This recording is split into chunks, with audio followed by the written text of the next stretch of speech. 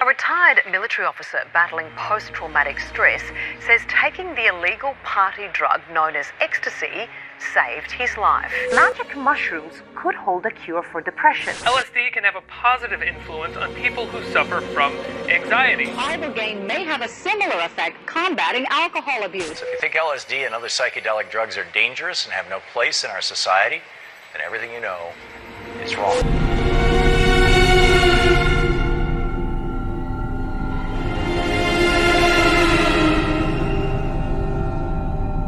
Psicodélico é um termo que foi cunhado nos anos 50 por um psiquiatra britânico, Humphrey Osmond, do grego psique e delos. Psique é a mente, né, ou espírito, ou alma, e delos é manifestador, ou manifestar. Então, psicodélico é aquilo que manifesta a mente, manifesta a alma, o espírito. Esta é a história do DMT, ou dimetiltriptamina. Um composto simples encontrado em toda a natureza, que tem efeitos profundos na consciência humana.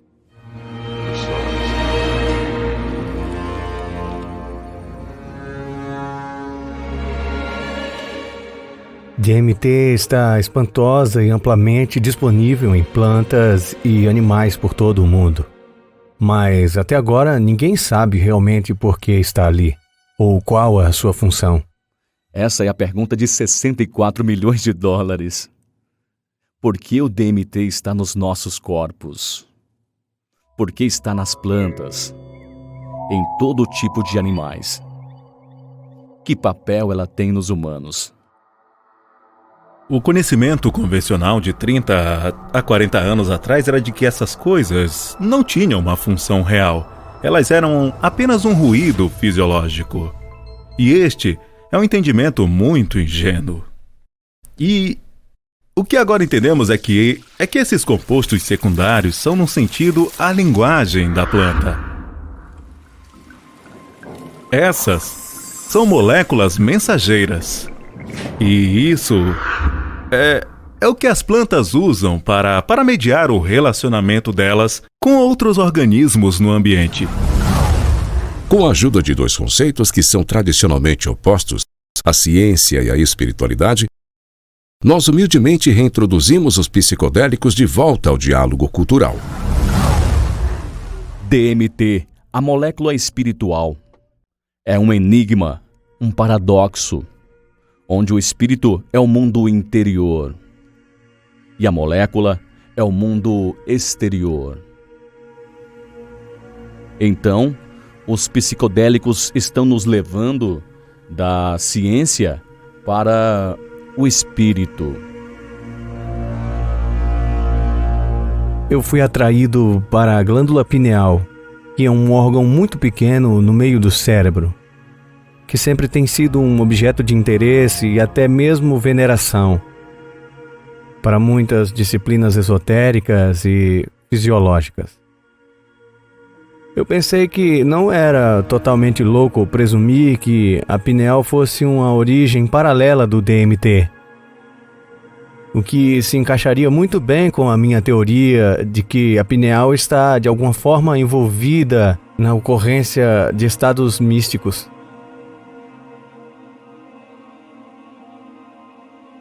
A medicina psicodélica a gente chama de um novo paradigma. Ocorre através da expansão da consciência. Significa que a pessoa ela toma conhecimento de mais coisas a respeito dela mesma do que no dia a dia ela percebe, ela se lembra e ela é capaz de sentir.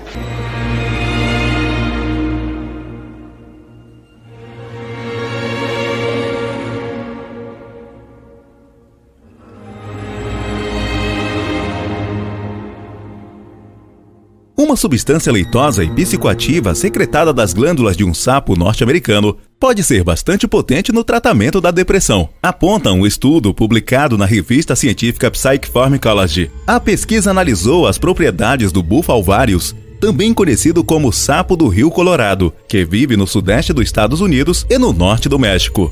O anfíbio libera de suas glândulas um líquido branco que contém um composto chamado 5-mel-DMT psicodélico, da classe das triptaminas relacionadas a DMT. Esta é encontrada em alucinógenos como a ayahuasca. A gosma do sapo, desidratada e depois fumada, tem sido usada em tratamentos alternativos para distúrbios psíquicos. E, segundo relatos, ela leva a um estado místico no qual o ego desaparece completamente. Can you explain how it changed you? It was just the death of your ego. Your ego died. I felt so naked and afraid at that particular time because that's all I really had when you really think about it was my ego.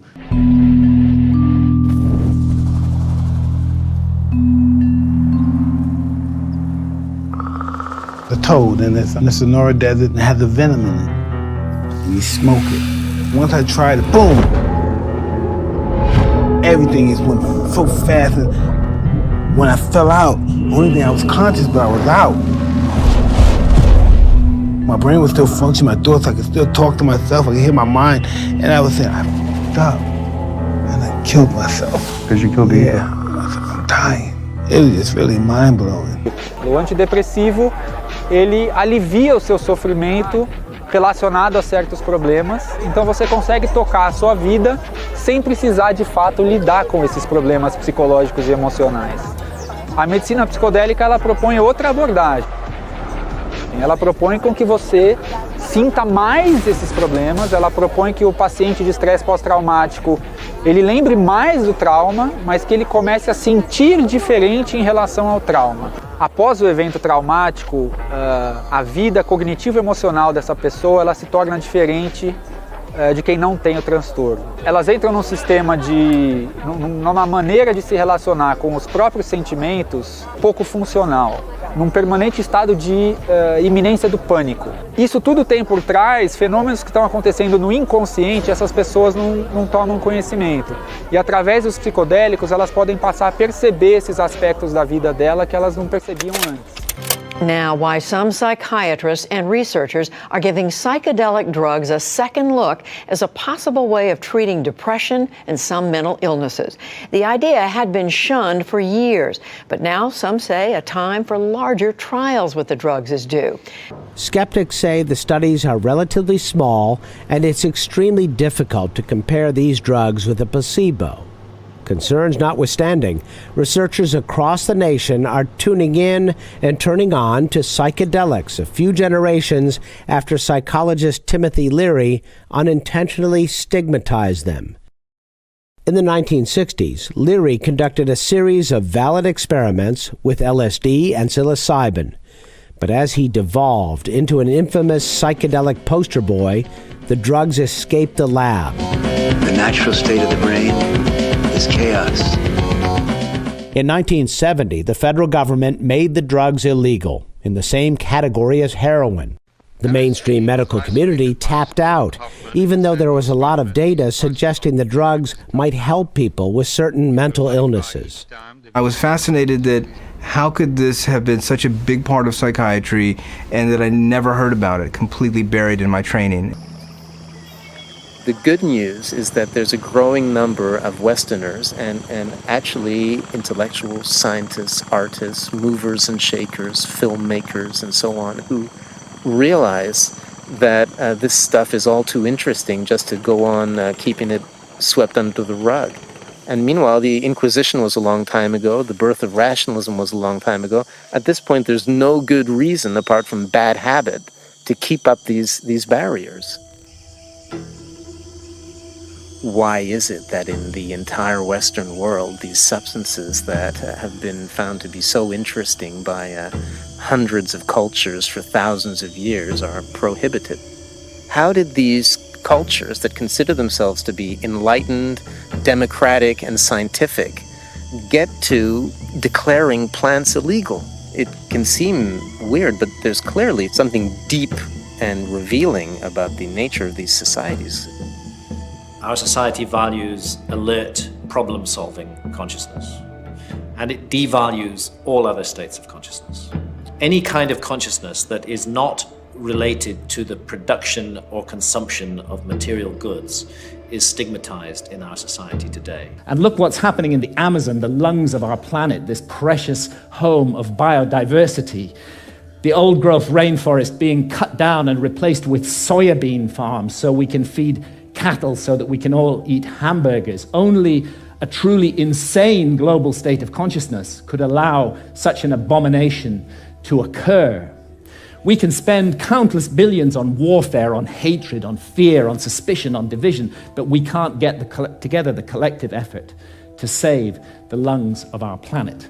And this is perhaps why shamans from the Amazon are now mounting a kind of reverse missionary activity. When I've asked shamans about the sickness of the West, they say it's quite simple. You guys have severed your connection with spirit.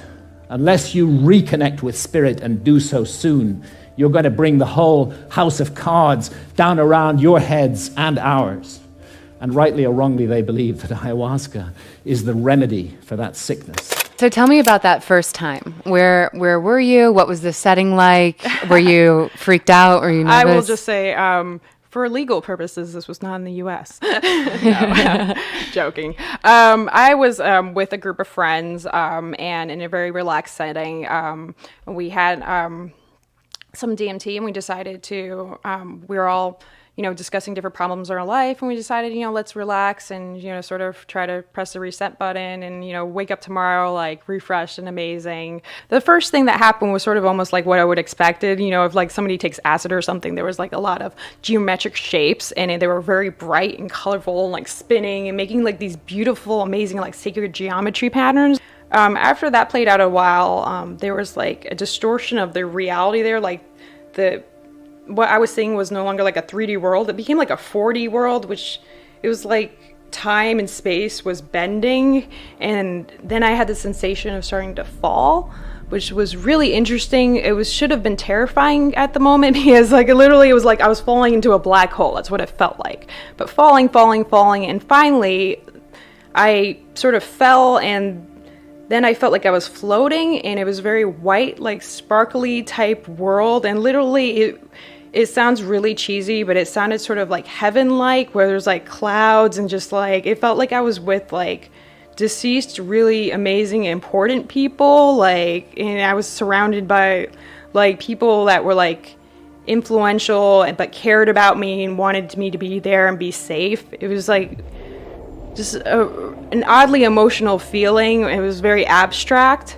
And then like the last thing that I remember from that first trip was like, it was almost like the Last Supper setting. Like, and I'm not even a deeply religious person. I was raised Catholic, but literally it felt like I was sitting at the Last Supper, and it was just like, this was completely normal. And then right after that, then I woke up and I was just like, did I just go to heaven? This is a really, like, this is bizarre. Like, that's not, I started. Really, my whole life totally changed. It sounds like a movie script, but it's really the real deal. At that moment, you're talking about like you come to and you are altered. You are altered and it stayed. I don't know. I wake up, I'm happy, I'm laughing, I'm smiling, I think, what the really happened? Yeah. Really? Had no idea. So sex, cocaine, championship belt, those weren't happiness? Nothing, no. It lasts forever, but it was only 15 minutes. But it felt like hours. And it was frightening. Because of that ego thing, because you realize you're small all of a sudden. Yeah, once I realized that I'm nothing, I realized all my fancy clothes, my big clothes. Can you explain to me why it makes you emotional just talking about it? Because I imagine the reason it makes you emotional is because for 4 decades you've been trying to find happy, man. Well, when you think you know everything, and then you realize you don't know anything. That's a big awakening. You can call it growth, or you can call it divine intervention. And there was no I. There was just a sense of a witness being suspended in this incredible vaulted space, like a cathedral made out of stained glass of all imaginable colors, unbelievable brilliance and saturation of color, just this amazing pattern in this dome, this gigantic dome. It felt like the size of a small planet, and there were these winged beings. I don't remember exactly what they looked, but were like angels, something like angels, that were majestically kind of flying through the space. But there was something about the quality of how they were flying that was unique. I'd never seen anything like it. It was like, I don't know, the sense of another realm that was there.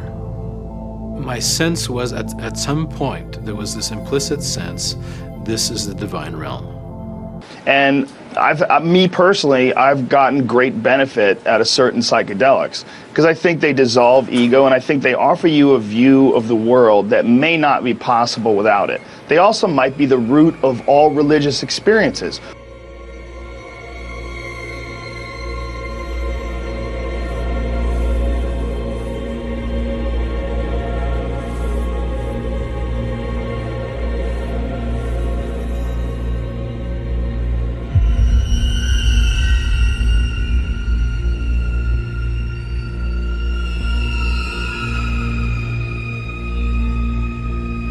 The pineal gland itself is actually producing dimethyltryptamine, and that is what they've always thought of as the third eye. The pineal gland is this thing that sits right in the middle of your head and literally is your third eye. And certain reptiles, it actually has a retina and a lens. Why do you think that our body produces it? We don't know. I mean, we need to research it. We need to find out. There's a lot of theories about it, which range from completely fantastical to, you know, the idea that it's just a part of normal human neurotransmitters and normal human neurochemistry, and that when you take a large dose of it, you just get this scrambled, crazy signal that you can misinterpret for being a conversation with God. You know, the people who believe it's an actual mystical experience believe that what it may very well be is a chemical gateway, and that there is another world beside the material world that we exist in. In our society, if we want to insult somebody, we call them a dreamer. In ancient societies, that was praise. And we have erected huge apparatuses of armed bureaucracies who will invade our privacy, who will break down our doors, who will arrest us, who will send us to prison, sometimes for years, for possessing even small quantities of psilocybin or substances like DMT, whether in its smokable form or in the ayahuasca brew. And yet, ironically, DMT is, we now know, a natural brain hormone. We all have it in our bodies, and it's just that its function remains unknown for lack of research. And it's not as though our society is opposed in principle to altered states of consciousness. I mean, billions are being made by the unholy alliance of psychiatrists and big pharma in overprescribing drugs to control so-called syndromes like depression or attention deficit disorder in teenagers. And we have a love affair in our society with alcohol. We glorify this most boring of drugs, despite the terrible consequences that it often has. And of course, we love our stimulants, our tea, our coffee, our energy drinks, our sugar, and huge industries are built around these substances, which are valued because of the way they alter consciousness. It was very interesting to have a spiritual experience at the end, because again, I don't consider myself spiritual, and I'm going, why would my brain take me there, you know, out of all the places? But I felt safe, I felt comfortable, I felt accepted. How did DMT help you deal with your childhood trauma? I've even had trips where I felt like I was lifted up, and it's very odd to describe this, but it feels like there's these tall people that are standing up almost over the earth and looking down on us. And they're whatever, they're gods or whatever that they are, but they have a big eye. And I've had one trip where literally I felt like I was looking through their eye at the world below, and I was a caretaker. I cared about the beings below, and I had this sense that no matter why I'm here, it's okay. I don't need to know, but to know that I'm here for a reason, that I'm cared about, that there's someone always watching and taking care of my world and my people and my friends and my earth, and that it's okay, and that we're all connected. We're all, all those beings, we're all encircled around the earth and touching each other and infusing their energy in the earth. And I just felt that power and that love and that compassion, and I just felt like I needed to bring that love and compassion of everyone back into the world with me. And that feeling alone has just tremendously changed, what my focus is. My focus is now on healing people, helping people. But my point of view has always been whether or not you are actually going to a different dimension and experiencing intense love and beauty and complete lack of ego and an understanding of reality that wouldn't be possible without that experience. Whether or not it's a hallucination or not, it is the exact same experience. So if you are actually going to another dimension and communicating with God, or whether you think you are because you're taking this psychedelic drug, the experience is indistinguishable to you. You do realize you're talking about the toad like someone would talk about God, right? Well, I don't know. I'm not going to say it's God. I'm not going to put nothing in the same breath as God. Can you explain how it changed you? It was just the death of your ego. Now your ego died, I felt so naked and afraid. I reached across and it was suddenly I'm in the universe, in this huge void with these beings on the other side, and I put out my hands and this incredible rainbow of pink light went between me and these entities. And I was trying to make it be like a white light, but it was this incredible pink light, this energy of love that this capacity of love that we as human beings have, that I was trying to just send to them. Taking that material into the acid bath of neurology, into sociology, into the ongoing construction of reality, and that the wisdom that these things bring is this kind of very tricky mixture of authentic religious experience with gods and messages and clear signs. I think DMT is a forcible reminder that there's a lot more about reality, the universe, ourselves, the biosphere, whatever, that there's a lot more to it than we imagine.